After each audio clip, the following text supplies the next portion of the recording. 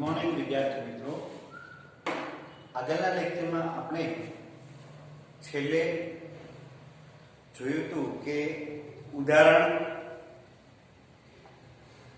4.3 ઉદાહરણ 4.3 ત્યારબાદ સરેરાશ પ્રવેગ, તત્કાલીન પ્રવેગ અને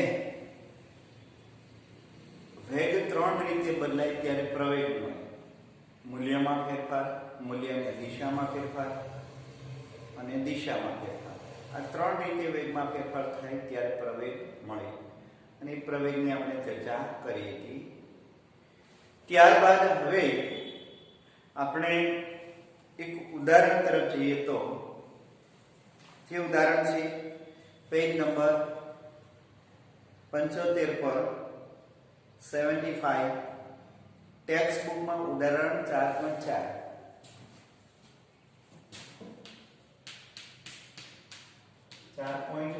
ઉદાહરણ. અહીંયા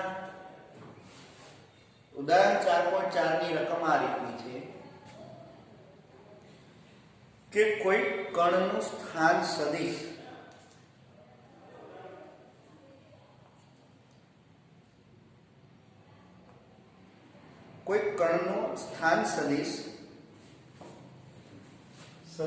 r બરાબર 3t caret I plus 2t square caret j plus 5 caret k વડે અપાય છે. એટલે કે સ્થાન સદિશ સમય સાથે બદલાય છે. સ્થાન સદિશ સમય સાથે બદલાય એટલે કણ ગતિ કરે છે એવું ઉલ્લેખ કરી શકાય. જ્યાં t સેકન્ડમાં છે, સહગુણકોના એકમો એવી રીતે છે કે જેથી r મીટરમાં મળે, એટલે કે એડજસ્ટમેન્ટ કરી અને r મીટરમાં મળે એવી રીતે સહગુણકો આપણે સેટ કરીએ. જે વિશેષ આપણે કોઈ ધ્યાનમાં રાખવાનું નથી. તો પહેલું આપણે એમ કે છે કણના વેગ અને પ્રવેગ ના સમીકરણો શોધો. કણના વેગ અને પ્રવેગના સમીકરણો મેળવો. એટલે કે કણનો વેગનું સમીકરણ અને કણના પ્રવેગનું સમીકરણ શોધો. એ બી આપણને કહે છે કે t બરાબર 1 સેકન્ડ માટે વેગનું મૂલ્ય અને દિશા શોધો. અહીંયા t બરાબર 1 સેકન્ડ માટે વેગનું મૂલ્ય અને દિશા એટલે થીટા શોધો. આટલું આપણે મેળવવાનું છે. અહીંયા પહેલું તો એક જો આપણે આપીએ તો અહીં કહી શકાય કે કણનું સ્થાન સમય સાથે બદલાતું હોય ત્યારે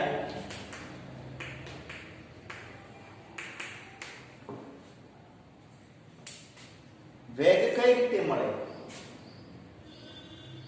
તેનું સમયની સાપેક્ષે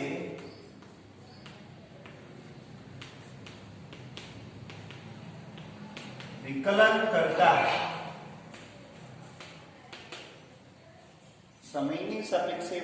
કરતા આપણને વેગ મળે.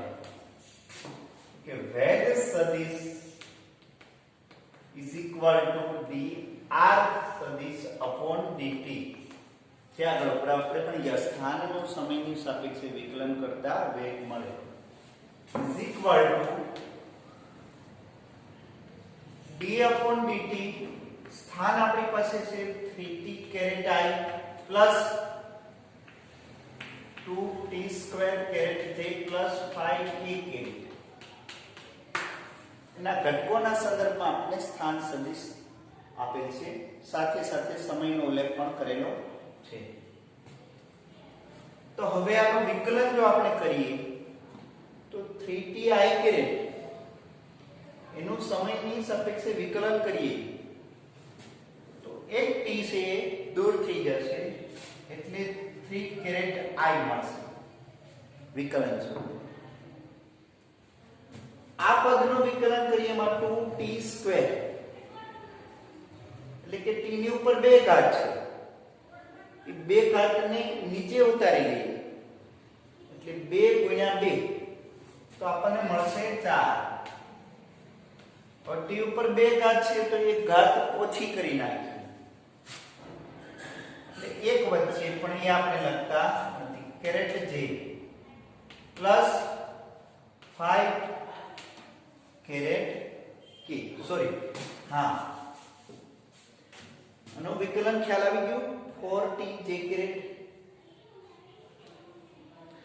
હવે 5k કેરેટ માં t સમય પદ છે નહીં એટલે કે એનો મતલબ એમ છે સમયથી આ પદ બદલાતું નથી એટલે એનું વિકલન આપણે 0 લઈ લઈએ. શું લઈશું? 0. તો વેગનું સમીકરણ આપણે આ રીતે મળ્યું સદિશ વેગ = 3 caret I plus 4t j caret. આ વેગ મળ્યો આપણને જેમાં વેગ માત્ર ને માત્ર y દિશામાં બદલાય સમય સાથે. x દિશામાં વેગ અચળ છે, y દિશામાં સમય સાથે વેગ બદલાય છે, x દિશામાં અચળ છે. હવે પ્રવેગ જોઈએ તો પ્રવેગ માટે વેગનું સમયની સાપેક્ષે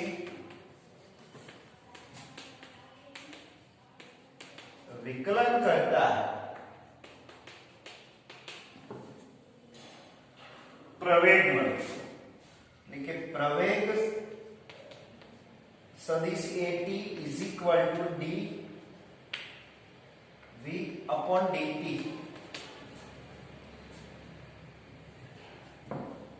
અહીંયા આપણે વિદ્યાર્થી મિત્રો આમનું વિકલન કરીએ સમય સાથે તે અચળ છે 0 મળશે પ્લસ આમનું વિકલન કરીએ સમય સાથે તો t દૂર થઈ જાય એટલે 4j કેરેટ તો પ્રવેગ માત્ર મળશે 4j કેરેટ.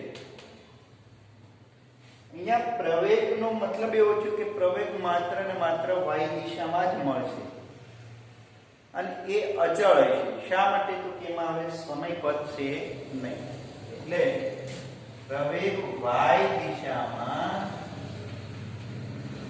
અચળ મળે. y દિશામાં પ્રવેગ કેવો મળશે? અચળ મળશે. ક્લિયર? તો આપણને વેગ અને પ્રવેગ બંને મળ્યા. ત્યારબાદ આપણે b લઈએ વિદ્યાર્થી મિત્રો. b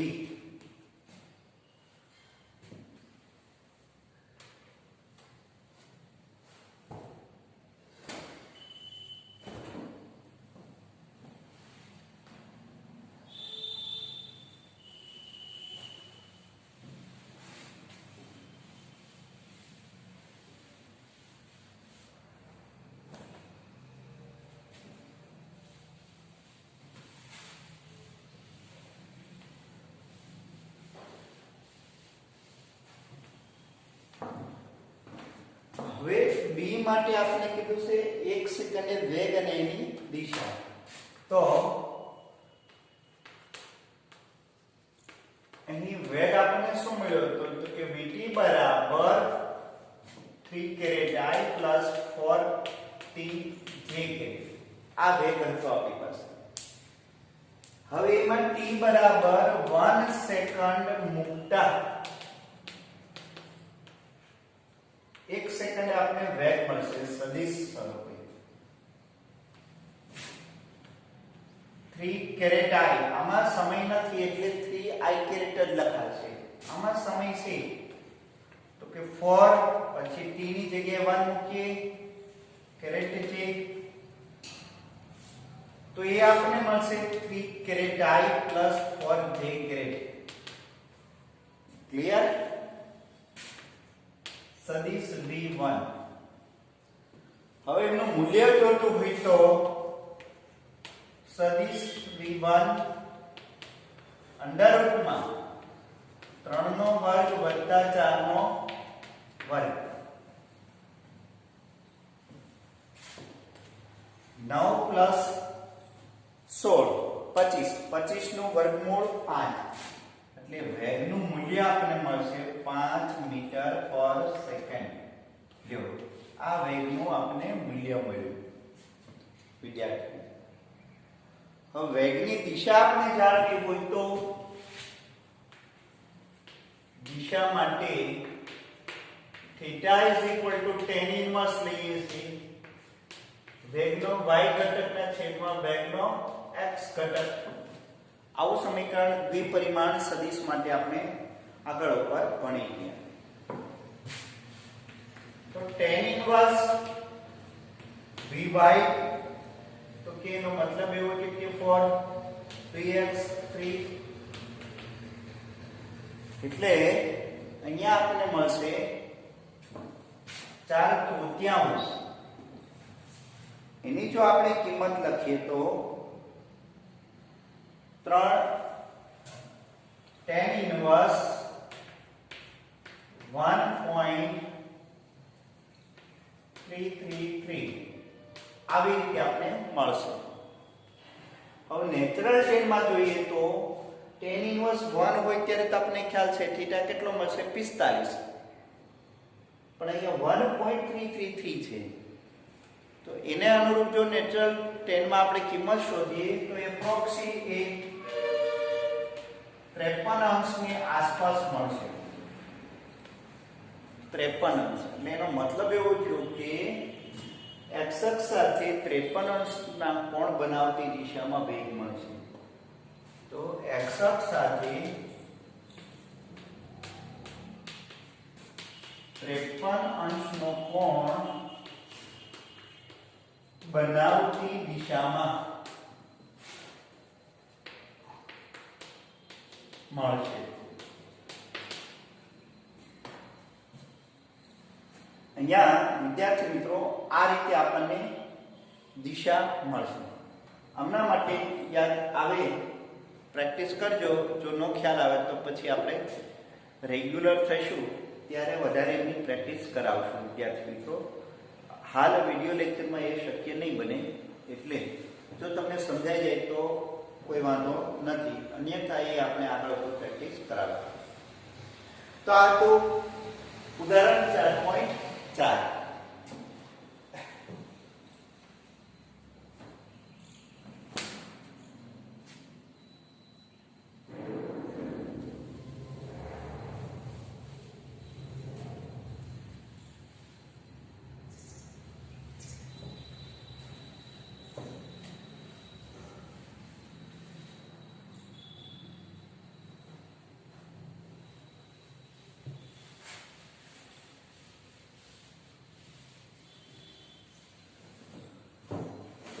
ત્યારબાદ ચેપ્ટર 3 માં આપણે અચળ પ્રવેગી ગતિના સમીકરણો ભણી ગયા વિદ્યાર્થી મિત્રો. પણ એ અચળ પ્રવેગી ગતિના સમીકરણો આપણે પદાર્થ એક પરિમાણમાં ગતિ કરતો હોય ત્યારે આપણે એ લીધેલ હતા. હવે જ્યારે પદાર્થ એક દ્વિપરિમાણ અથવા ત્રિપરિમાણમાં ગતિ કરતો હોય ત્યારે અચળ પ્રવેગી ગતિના સમીકરણો કઈ રીતે લખી શકાય? તો હાલ એક ઉદાહરણ આપણે લઈએ કે ધારો કે કોઈ એક પદાર્થ xy સમતલમાં ગતિ કરે છે. તો આપણો પ્રશ્ન એ છે અચળ પ્રવેગી ગતિના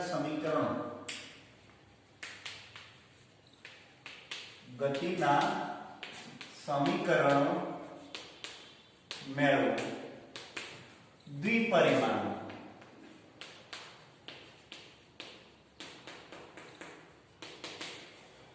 દ્વિપરિમાણને અનુલક્ષી. તો ધારો કે કોઈ એક પદાર્થ xy સમતલમાં અચળ પ્રવેગ સાથે ગતિ કરે છે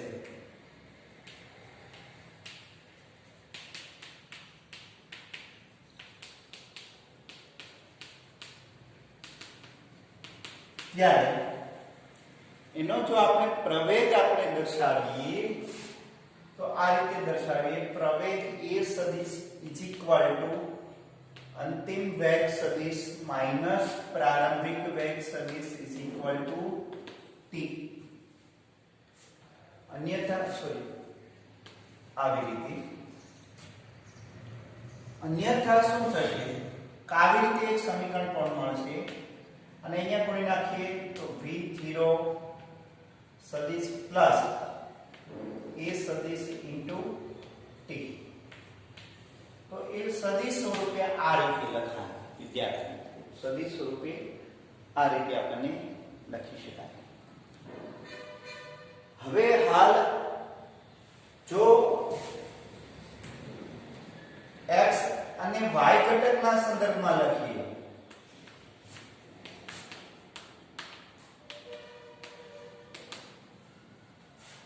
તો અંતિમ વેગનો x ઘટક જો જોતો હોય તો vx તો v0 અને i કેરેટ વડે દર્શાવી શકાય શેના વડે દર્શાવી શકાય i caret v0x caret i plus ax t sorry અહીં કિંમત નહીં બતાવી ખાલી મૂલ્યની દ્રષ્ટિએ લઈએ તો આ રીતે લખશું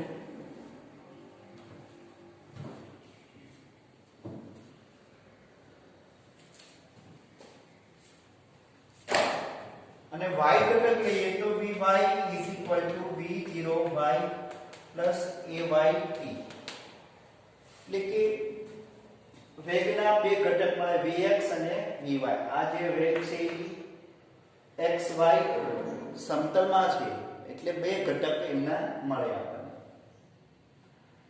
તો પહેલો સમીકરણ આ રીતે સદિશ સ્વરૂપે લખી શકાય અચળ પ્રવેગી ગતિ માટે જો અચળ પ્રવેગી ગતિ હોય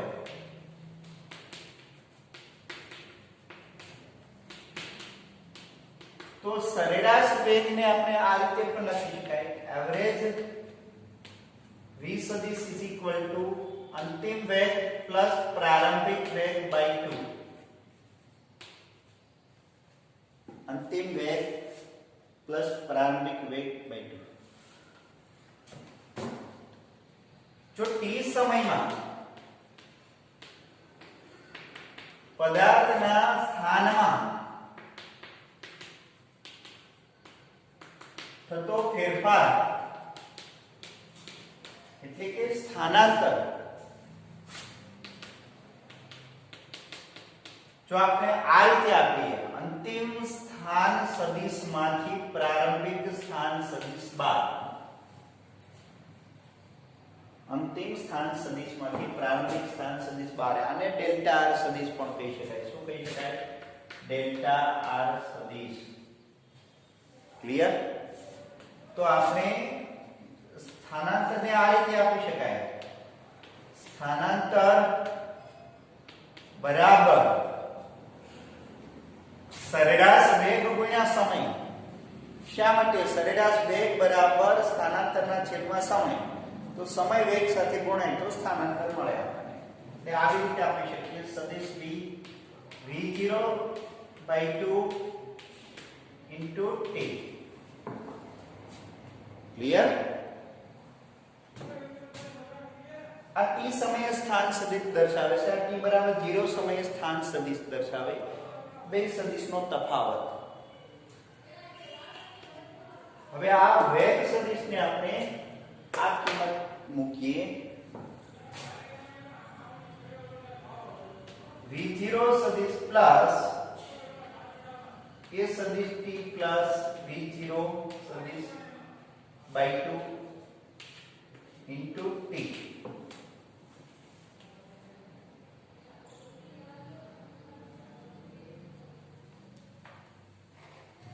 આ બંને પ્લસ થઈ ગયા છે એટલે 2v0 એમાં ભાગ્યા 2 એટલે v0 એટલે v0 સદિશ પ્લસ 1/2 a સદિશ t, તો આ આપણને સ્થાનાંતર સદિશ મળશે, એટલે કે કણનું સ્થાનાંતર આ રીતે મળે, સદિશ સ્વરૂપે કણનું સ્થાનાંતર. પણ t સમયે સ્થાનાંતર જોતું હોય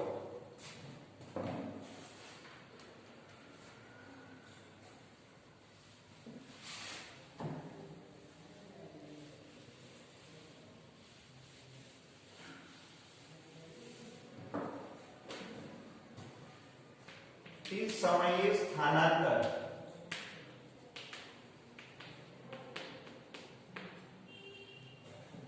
જોતું હોય તો આ રીતે આપણે મેળવી શકીએ વિદ્યાર્થી મિત્રો. સદિશ r t આ r0 ની ઓલી બાજુ લીધી તો r0 સદિશ plus v0 t plus 1/2 t square.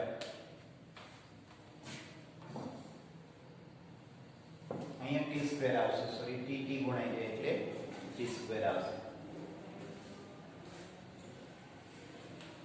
x ઘટક સ્વરૂપે સમીકરણ લખીએ તો આ રીતે લખી શકાય. t સમયે સ્થાન સદિશનો x ઘટક r0x plus v0xt plus 1/2 axt square. ત્યારે સદિશ નીકળી જશે, માત્ર ઘટક જ લખીએ છીએ ને y ઘટક લખીએ તો આવી રીતે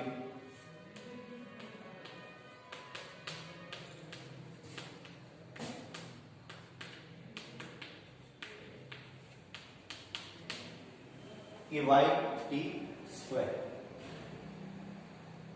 ક્લિયર? તો આ રીતે બે ઘટકોમાં લખી શકાય. વિદ્યાર્થી મિત્રો આગળ પર એક્ઝામ્પલ લઈશું ત્યારે આ સમીકરણ યાદ રાખવું જરૂરી છે ને બધા જ સમીકરણો આપણે યાદ રાખવા જરૂરી, કેમ કે આગળ પર પ્રેક્ટિસમાં આપણે સદિશ સ્વરૂપે પ્રેક્ટિસ કરશું ત્યારે સમીકરણો આપણે ખાસ જરૂર બનશે.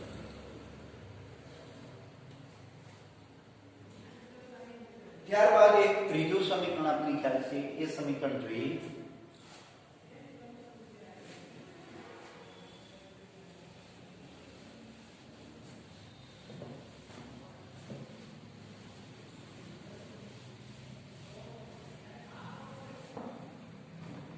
ત્રીજું સમીકરણ આપણી પાસે આ રીતનું છે વિદ્યાર્થી મિત્રો.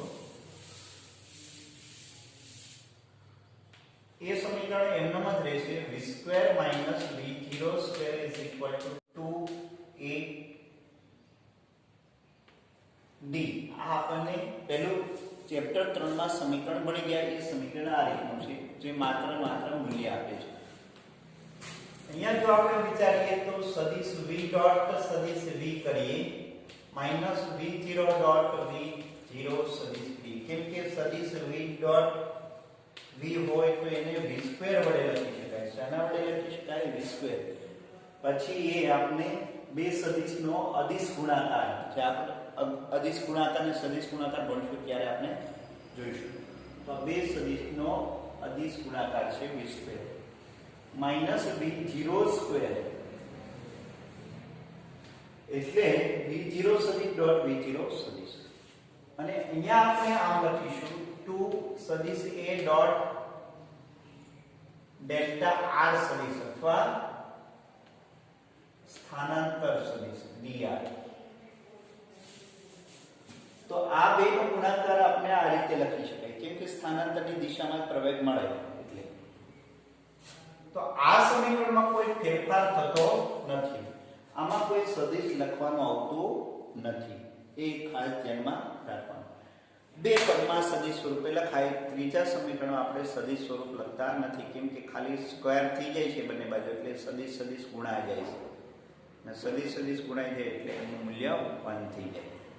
જે આગળ ઉપર આપણે ભણીશું બે સદિશનો ગુણાકાર, અદિશ ગુણાકાર અને સદિશ ગુણાકાર. તો આ હતા અચળ પ્રવેગી ગતિના સમીકરણો વિદ્યાર્થીઓ.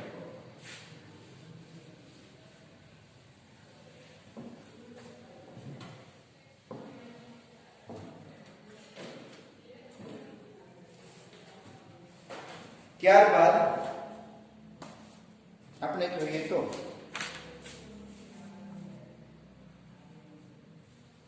ઉદાહરણ તરફ જઈએ.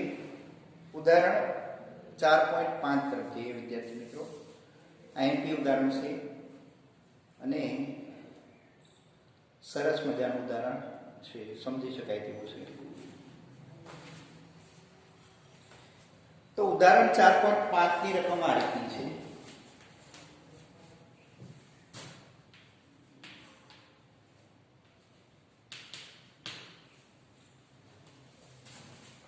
t બરાબર 0 સમયે એક કણ ઉદ્ગમ બિંદુ પાસેથી શરૂઆત કરે છે. 5 કેરેટ I મીટર પર સેકન્ડના વેગથી ગતિ શરૂ કરે છે. 0 સમયે એનો વેગ છે 5 કેરેટ I મીટર પર સેકન્ડ. t બરાબર 0 સમયે ઉદ્ગમ બિંદુથી શરૂઆત કરે એટલે પ્રારંભિક એનો સ્થાન સદિશ એ 0 મીટર થાય અને પ્રારંભિક વેગ સદિશ is equal to 5 I caret metre પર સેકન્ડ ના વેગથી ગતિ શરૂ કરે છે.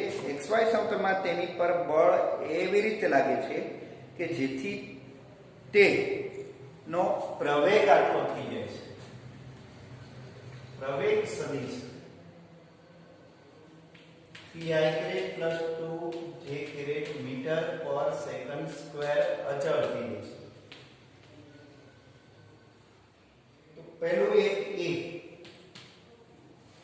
જ્યારે કણનો x યામ 84 મીટર હોય ત્યારે તેનો y યામ કેટલો થશે?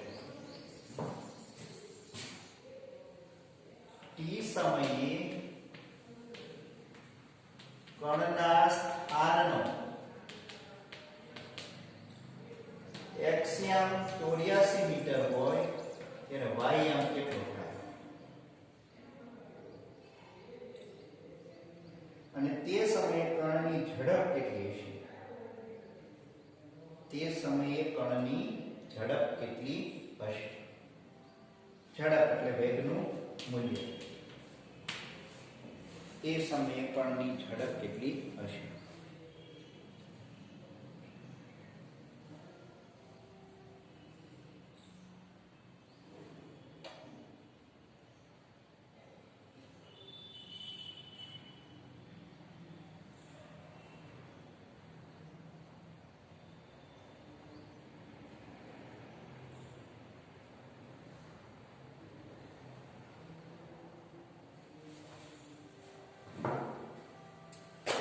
અહીંયા આપણને એવું કીધું છે વિદ્યાર્થી મિત્રો, પહેલું તો એક છે કણ છે ગતિની શરૂઆત કરી ત્યારે t બરાબર 0 સમયનો સ્થાન સદિશ પ્રારંભિક સ્થાન સદિશ ઉદ્ગમ બિંદુ છે એટલે 0 છે. તો અને t સમયે સ્થાનના યામ આપેલા છે. તો t સમયે કણનું સ્થાનાંતર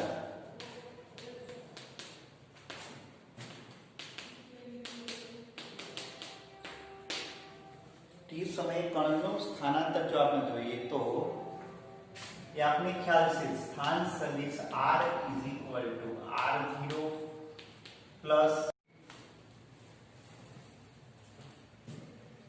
વિદ્યાર્થી મિત્રો t સમયે કણનું સ્થાનાંતર r સદિશ is equal two r0 v0t plus 1/2 a સદિશ t સ્ક્વેર. તો આપેલ સમીકરણ x અને y ઘટકમાં લખીએ તો આ રીતે લખી શકાય. સ્થાન સદિશ t સમયે r છે એનો x યામ ધારો કે x છે. પ્રારંભિક સદિશ નો t બરાબર 0 સમયે સ્થાન સદિશ તો ઓલરેડી 0 જ છે એટલે એના ઘટક લખવાના આવશે નહીં. x એ 0 છે અને y પણ 0 છે. શા માટે? તો કે કણ ઉદ્ગમ બિંદુમાંથી શરૂઆત કરે છે એટલા માટે. એટલે x યામ પણ 0 આવશે. y યામ વેગનો લઈએ તો v0xt પ્લસ 1/2 axt સ્ક્વેર. જો આ રીતે આપણે સમીકરણ બનાવીએ તો વિદ્યાર્થી મિત્રો x બરાબર v0 પ્રારંભિક વેગનો x ઘટક 5 t પ્લસ 1/2 પ્રવેગનો x ઘટક શું તો 3i કેરેટ એમાં 3 t સ્ક્વેર એટલે આ સમીકરણ આપણે આ રીતે મળશે x બરાબર 5t પ્લસ 3/2 t સ્ક્વેર એવી જ રીતે y ઘટક લખીએ તો y બરાબર t સમયે સ્થાન સદિશનો y ઘટક 0 સમયે y ઘટક કેટલો તો તે 0 ઉદ્ગમ બિંદુમાંથી શરૂઆત કરીએ પ્લસ પ્રારંભિક વેગનો y ઘટક તો કે વેગનો પ્રારંભિક વેગ માત્ર x દિશામાં છે y દિશામાં નથી કેમ કે y ઘટક આમાં શૂન્ય છે એટલા માટે એ પણ શૂન્ય થશે પ્લસ પ્રવેગનો y ઘટક તો કે 2 આપેલો છે ઓકે 1/2 2t સ્ક્વેર તો બીજું સમીકરણ આપણે આ રીતનું મળશે માત્ર ને માત્ર t સ્ક્વેર હવે આપણે શું કીધું છે t સમય કણના સ્થાનનો x m 84 છે એટલે આમાં 84 મૂકશું અને t મેળવશું e t આમાં મૂકો એટલે y m મળી જાય એટલે y m મળી જશે તો આ સમયે t બરાબર t હોય ત્યારે x બરાબર 84 x બરાબર 84 તો એક કિંમત આપણે મૂકીએ 84 બરાબર 5t પ્લસ 3/2 t સ્ક્વેર 168 બરાબર 10t પ્લસ 3t સ્ક્વેર તો આ સમીકરણનું સાદુરૂપ આપીએ ત્યારે આપણને બે કિંમત મળશે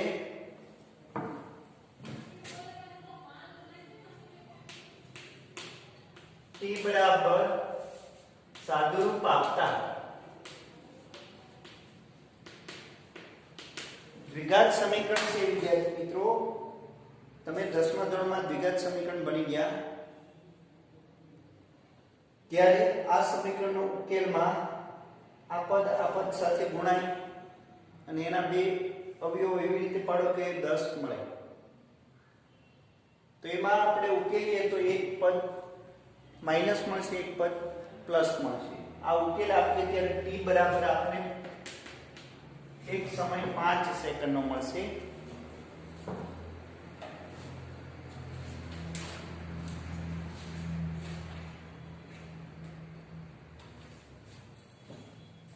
સોરી 6 સેકન્ડનો મળશે અને એક ઋણમાં મળશે વિદ્યાર્થી મિત્રો થોડીક જાતે પ્રેક્ટિસ કરજો ના જો આ ઉકેલ આવડે તો પછી હું આગલા લેક્ચરમાં કરાવીશ અથવા રેગ્યુલર થશે ત્યારે કરાવીશ કેમ કે અહીંયા જો હું સાદુરૂપ આપીશ તો બહુ દાખલો છે એ લાંબો દાખલો થઈ જશે એટલા માટે અહીંયા સાદુરૂપ આપતો નથી તો t બરાબર 6 સેકન્ડ અને બીજો એક સમય મળશે ઋણમાં મળશે જે શક્ય છે નહીં હવે આ t ની કિંમત આપણે આમાં મૂકીએ એટલે તે સમયે y આપણને મળશે 36 મીટર y આમ કેટલો થશે 36 મીટરનો x આમ 84 હોય તે સમયે y આમ થશે 36 મીટર તો આ આપણે મળી ગયું હવે આપણે કીધું છે એ સમયે ઝડપનું મૂલ્ય શોધો તે સમયે ઝડપનું મૂલ્ય શોધો તો સ્થાનનું જે સમીકરણ મળ્યું છે એ બે મળ્યા છે આનું વિકલન આપણે કરીએ સમીકરણ 1 અને 2 વિકલન કરતા આપણને વેગના યામ મળશે. તો વેગનો x ઘટક આપણે મળે તો આનો એક dx/dt કરીએ તો phi t માં phi t દૂર થઈ જશે, બે આગળ વધે બે કેન્સલ થઈ જાય એટલે અહીંયા મળશે 3t. વેગનો y ઘટક તો dy/dt એટલે આપણે મળશે 2t. હવે કયા સમયે જોઈએ છે તો કે t બરાબર 6 સેકન્ડ. એટલે આમાં 6 ની કિંમત મૂકીએ તો 5 પ્લસ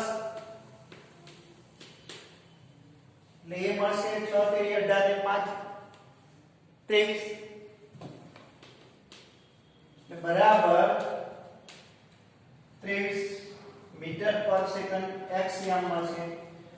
આમાં 6 મૂકીએ એટલે 12 મીટર પર સેકન્ડ. તો વેગ આપણને સદિશ સ્વરૂપે આ રીતે લખાશે 23 caret i plus 12 j caret. અને એનું મૂલ્ય આપણે શોધીએ તો આ રીતે મળશે.